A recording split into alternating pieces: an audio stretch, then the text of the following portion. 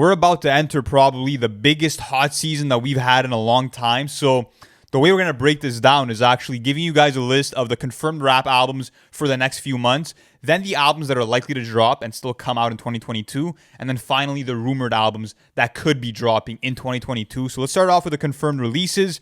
April 29th, this Friday, at the time of this recording, Future's new album drops.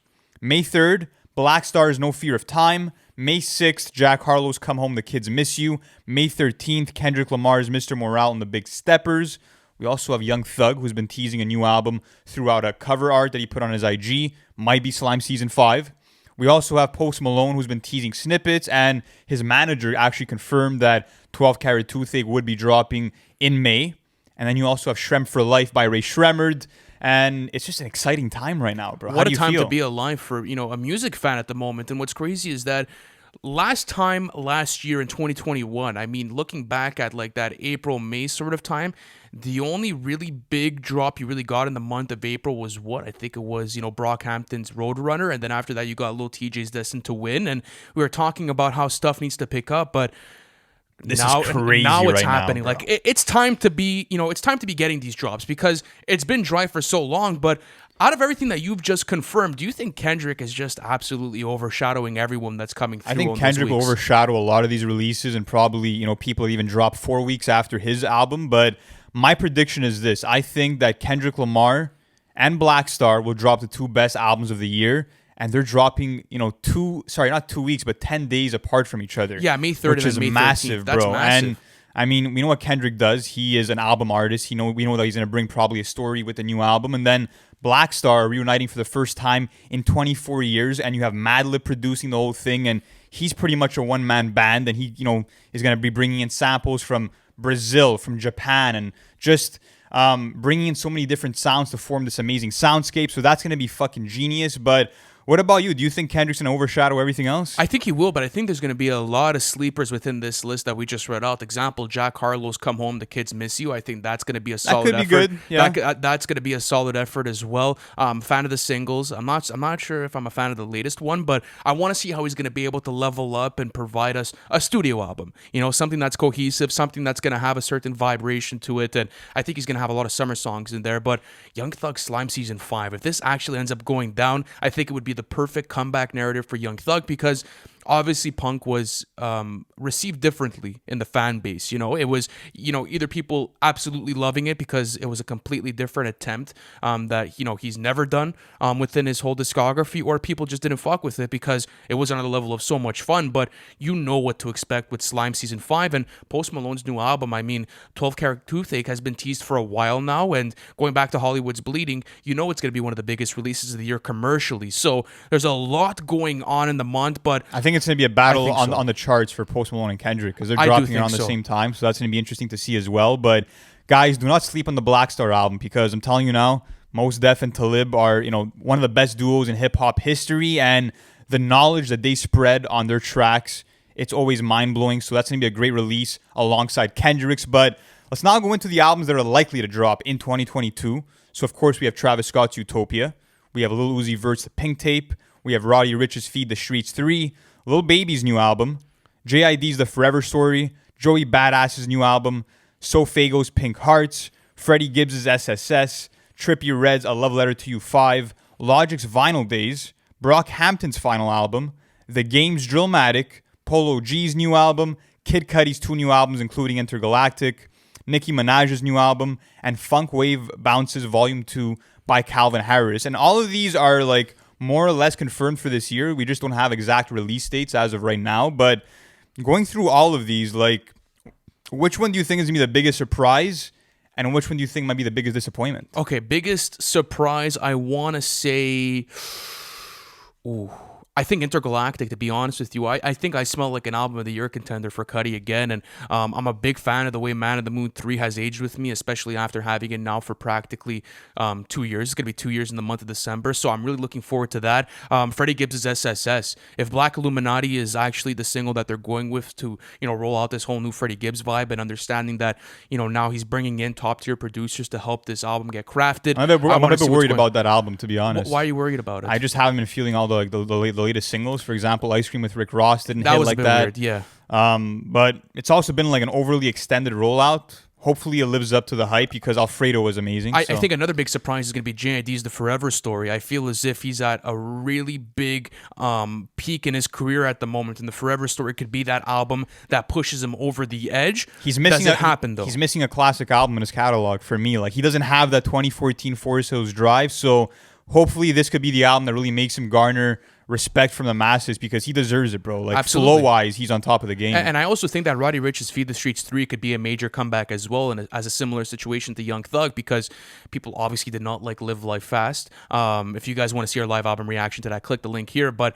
even looking at the way that, Roddy Ricch has been speaking about this new album, it almost feels as if he has like this hunger and anger to be able to prove people wrong and to really solidify his name, because when it comes down to potential, I still do think that he has one of the rawest voices in the whole industry, and he could go on an array of different productions, and he could produce with so many different artists. So and that's at least my opinion. I think my biggest surprise is probably gonna have to be Logic's Vinyl Days. I think that he's gonna come back with some boom bap shit, bringing in some J Dilla beats and other samples, and I'm just here for pure hip hop from Logic. That I love that you said that. You know what I mean? That passionate rapping where there's no commercial appeal. There's no attempt at getting a song going number one. He's just at it for the craft, and that's what Tetris and Decade sounds like to me. So I'm very excited, and I can't wait to see what he does with it, to be honest. Biggest disappointment, though? Biggest disappointed? Maybe...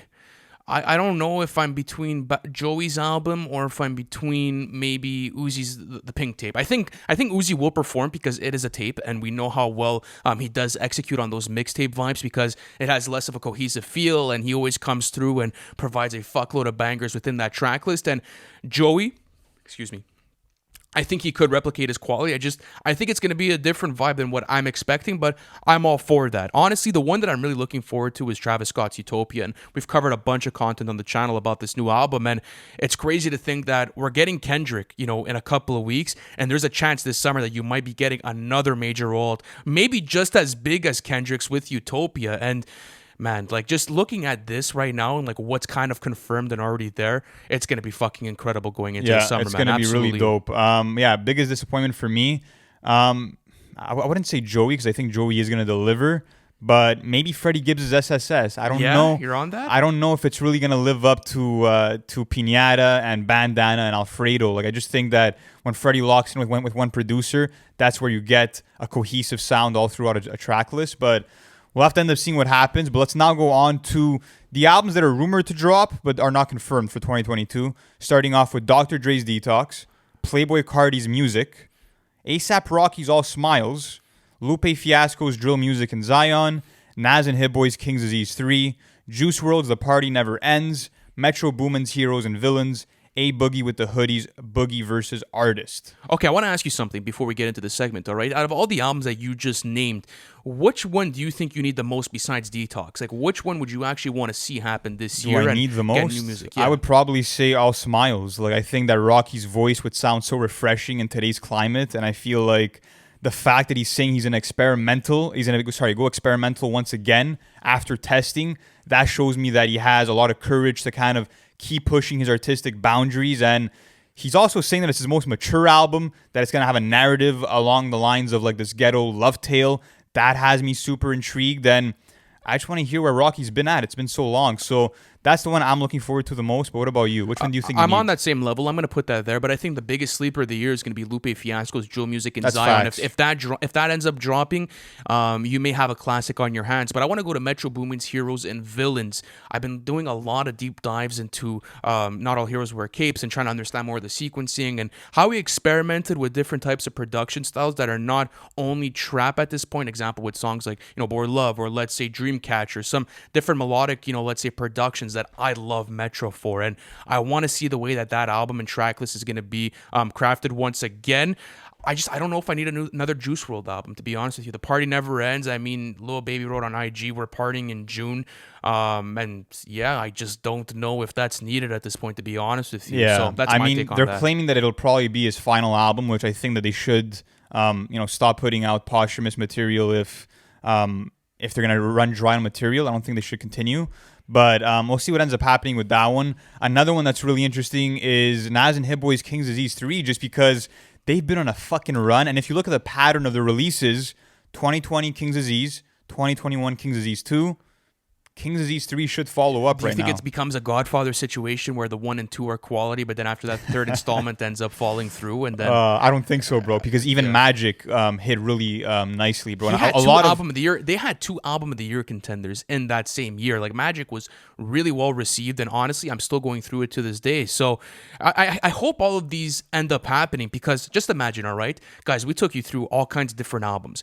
Imagine all of these end up being, being this year. Like, that's just what's crazy to me, is that this could end up being one of the biggest years in music. And looking at Playboi Carti's music, just to end off, this kind of list, do you think he comes back after Whole Lotta Red and presents this different aesthetic that he's been talking about? Because he said how he wants to revolve it around different subject matter, how he wants to go with a different approach for this, and how we could be entering a new era of Carti. So how would you like to see that go down? I mean, I'm always down for new Carti music. I feel like he's going to take his time with this one, because I think that at this point he realizes that his fan base goes to him for innovation, for giving us a new sound with every project. So I think he'll kind of take more time to figure out what that new sound might be, because, at the end of the day, I think he will give us something as original as Whole Lotta Red in its own light. So we'll have to end up seeing what happens, but a lot of exciting stuff, bro. A lot of exciting material. I mean, Lupe Fiasco, Black Star, Kendrick Lamar, Joey Badass, J.I.D. The lyrical fans are eating, but then you're getting stuff like Travis Scott's Utopia, Lil Baby's new album. I feel like every pocket within hip-hop is going to be enjoying a lot of great music this year, to be honest with you. Absolutely. And guys, listen, we're going to be doing live album reactions to practically all of these once they end up dropping. So if you guys want to go visit our Patreon plan, link in the description. Guys, and let us know in the comment section, which one of these albums are you the most excited for in 2022? Thank you guys so much for watching this video, and we'll catch you in the next one.